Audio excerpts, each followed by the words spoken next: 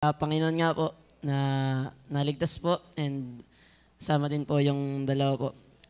Answered prayer po na pinagpe-pray ko pa din is yung nga po, maka-attend po ditong family ko and biyaya po na sagot po ng Panginoon yung panalangin kong yun.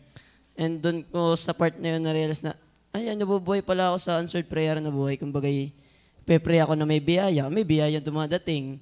Pagkain, meron pa rin pagkain dumadating. Kumbaga, wala akong dapat isumbat sa Panginoon.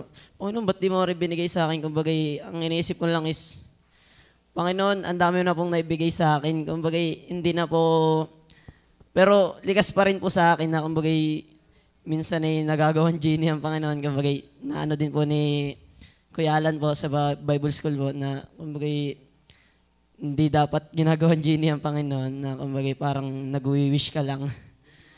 Pero yung biyaya nga po doon, is ako po'y kumbaga nabubuhay na sa answered prayer. Buhay pa, may kalakasan, kumbaga nakakapaglingkod, yun po yung biyaya na, kumbaga yung faithfulness ng Panginoon po is yun pa rin yung punto na kumbaga iniisip po sa buhay ko. And patuloy ko din mo nag-pray yung nga po sa family po, hoping na sila'y makilala po sa Panginoon na maligtas din po kung kalooban po ng Panginoon. And biyaya din po yung nung last Friday po, nag-reach si Kuya Romel na about bakit hindi nirarush ng Panginoon yung kumbaga ba't hindi nagrarush ang Panginoon sa kanyang kalooban. Kumbaga ang unang point po doon is yung God's time is not slow, it's strategically. Kumbaga,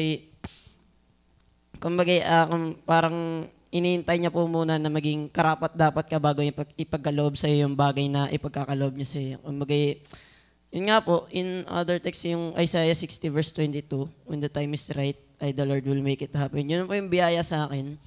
Kasi, malay ko po pala, ang family ko po is elected and talagang iniintay lang ng Panginoon na ako'y lumalim bago sila maligtas.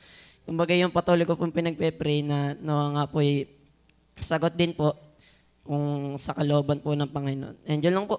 Thank you po. Biyaya po lahat ng inyong buhay sa akin. Pupuri po sa Panginoon. Amen. Salamat po sa buhay ni Brother Kenneth. Siya po ay patuloy natin ipag-pray na sa kanyang paglago bilang mananampalataya. Narito yung